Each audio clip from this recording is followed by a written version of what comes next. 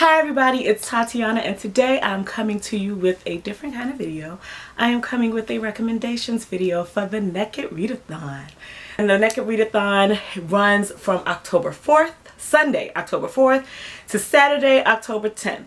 And the purpose of the Nekkid Readathon, Nekkid Readathon, is to highlight and read Black romance with Black partners by Black authors.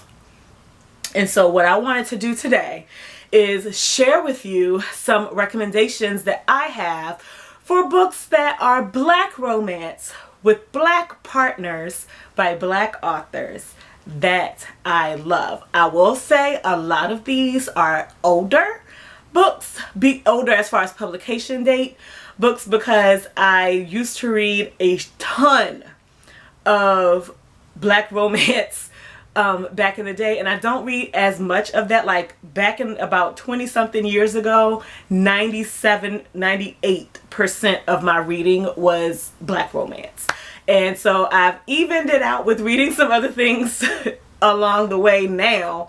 So yeah, a lot of these are older as far as publication goes, and I am not a lot of these, all of these except one that I don't yet own, and I'm actually going to highlight that first, and because I have a review of that, and I will link that in the description box below. But that is The Stars and the Blackness Between Them by Janata Petrus.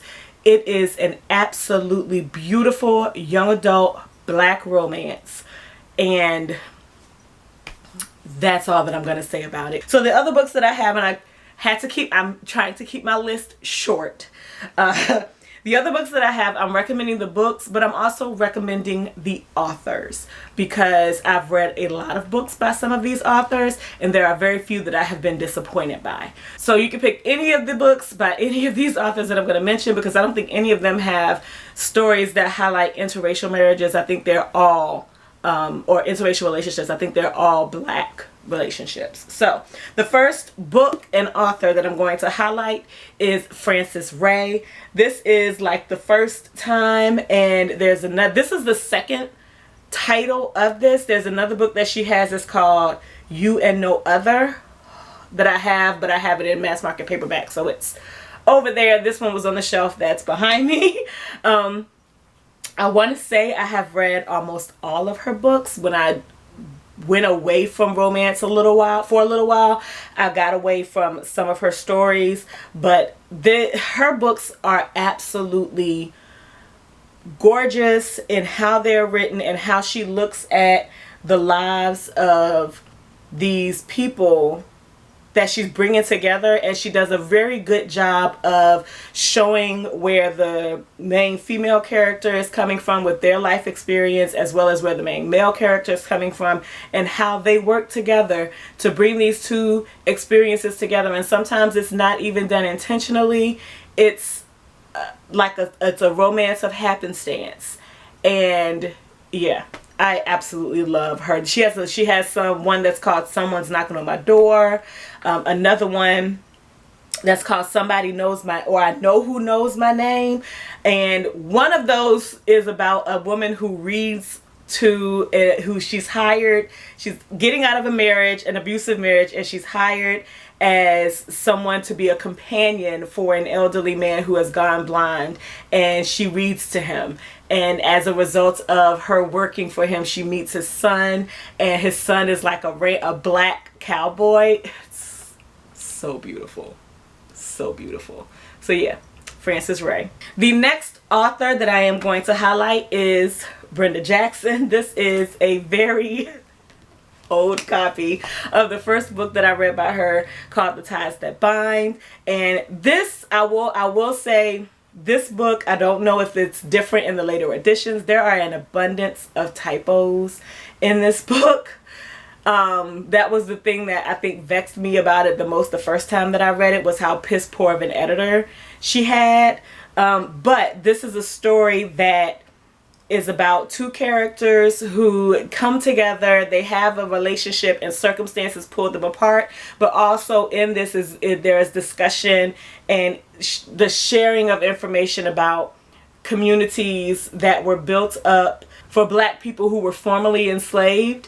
And one of the characters in this story has property that was handed down generation after generation, and the work that they went through to preserve that property and keep the ownership of that property under Black folk and under their family. And I really enjoyed that part of the story, as well as the romance. There's a little bit of a second chance romance in this as well. Very good. I will highly recommend Brenda Jackson's earlier work. This was published in told y'all it was old. Oh, excuse me. This was published in 2002. So it crossed the doubles. But it starts in 1965 with the two main characters. And yeah, it's just, this is really, really beautiful. It's a beautiful story. But I don't know, again, how the other editions fared. There are abundance of typos in this. But there are other books by Brenda Jackson that were written during this time frame that I highly recommend. One is Perfect Fit. No, Perfect Timing, I think, is first. And then Perfect Fit. And then No More Players, which is a very interesting story. But yeah, a lot of her earlier work, I have read one of her most recent novels and I didn't really enjoy it. She also has family sagas that one is the Medeiros brothers, that are, a couple of them are novels and then some of them are novellas that are really, really enjoyable. She was a Harlequin romance writer back in the day. I don't know if she still has a contract with Harlequin or not, but they were the like short books that you could get at grocery stores on the little rotating kiosk in grocery stores back in the day. I'm telling my age. But yeah, there are a lot of books by Brenda Jackson that I thoroughly enjoyed. So that's another recommendation. I also have Loverman by Geneva Holiday. The author herself shares this information. Geneva Holiday is the pseudonym that Bernice L. McFadden, the author of the Book of Harlan and Sugar and This Bitter Earth and Praise Song for the Butterflies and Loving Donovan and Nowhere is a Place, that author, she uses the pseudonym of Geneva Holiday to write her romance novels. And I actually won this in a giveaway, but I think this is the third book in a series. However, in picking this up and reading this, I was not confused about the characters. It's their companion novels. They're not direct sequels. And I really enjoyed this. I was surprised at how, I don't know why I was surprised, because it's Bernice McFadden. And as far as I'm concerned, she could do no wrong.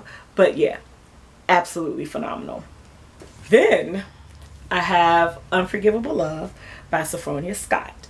This is a retelling of Dangerous Liaisons set in the Harlem Renaissance with Black folk. So, Cruel Intentions set in the Harlem Renaissance with Black folk. And it's so good. There are passages in here that are so poetic. I cannot wait until her next book comes out, because there's nowhere for her to go. Like, it's a lot of times when people say this is a bad thing, but I know there's nowhere for her to go but up. And this is pretty damn high. I thoroughly enjoyed this. And if you are familiar with the storyline of Dangerous Liaisons, I cannot recommend this highly enough. There's so much drama. There's music plays such a big role in this, as well as the timing of everything that's going on in the neighborhoods, the architecture around the neighborhoods that these people live in during this time frame is such a part of the story. It all works together so beautifully well. And then you have this love story with also so much subterfuge. It's so good. It's so good. Next, okay, so maybe I only have 2 books left. Next is What You Won't Do for Love by Wendy Coakley Thompson. And I am particularly picking this book because there's a dog in it that's so adorable. Like, just the description of the dog is absolutely adorable. And I can tell you, I've only read this once. I want to reread this. I read this years ago. I read this when I got it. And this was published in 2005. And I remember this story so well. And it made such an impression upon me that as much as I want to reread it, I still remember very poignant details about this story. But we're following Cheney, who has had a run of unsuccessful relationships in the past. The relationships that she thought was going to go somewhere were going to go somewhere and then ended up not going somewhere. And so what she does, because she needs to get away, her sister and her brother-in-law are going on a trip and they need someone to house and dog sit. And so she volunteers as a way to get away from the previous bad relationship that she was in. She volunteers to house sit and dog sit. But here's the thing, she knows absolutely nothing about dogs. Other than the fact that the dog is cute, she knows nothing about dogs. And there are some things that happen to the dog. One thing is he gets an ear infection, which was a learning thing for me because I didn't know that floppy-eared dogs. I also read this when I was in the process of thinking about getting a dog. So that may have also been why it had such a huge impact on me. But I didn't realize that like floppy-eared dogs, like golden retrievers, and Yorkies have a higher propensity to ear infections. And so she ends up meeting this veterinarian, and in meeting the veterinarian, you don't just get his coming into her life as a possible love interest, but you also get some of his backstory in that he's a caretaker, not just for animals, but for people too. And the way that their relationship develops and how it builds and how they support each other is so beautiful. At least I remember it as being so beautiful and so impactful. And then also every time I look at the title on my shelf, I sing the song. But yeah, this, of all of these that I am recommending, I highly recommend this. If you love animals and you have a respect for people who take care of people, or if you are a person who takes care of people, because I was a person who was taking care of people also at the time when I was reading this. And I think that's another reason why I loved this so much when I read it. Of everything that I'm recommending, this is at the top of the list. And then lastly, I am recommending Loose Lips by Teresa McLean Watson. There is a sequel to this that I can't remember the name of. But yeah, this is Loose Lips by Teresa McLean Watson. After reading this book, I read 3 other books by this author. Thoroughly enjoyed this. This has 2 characters. One is the female character is a journalist. The male is a judge or an attorney working in law. And as a journalist, the female main character has a record of asking the hard questions and putting people in their place during her interviews. And she comes into an interview with the male main character with that same idea as far as how this will be handled, how the interview will be handled. And she comes to find out that the things she thinks this guy is, he really isn't. And there's a getting to know you portion that blossoms into a relationship and the trials that they have to deal with, pun not intended, but the trials and difficulties that they have to deal with, both being who they are and coming together in a relationship. Journalist and a judge. Not necessarily the most ideal relationship, considering there could be conflicting interests on both sides. But yeah, I thoroughly enjoyed this. It's been a long time since, I don't think I've read this since I bought it.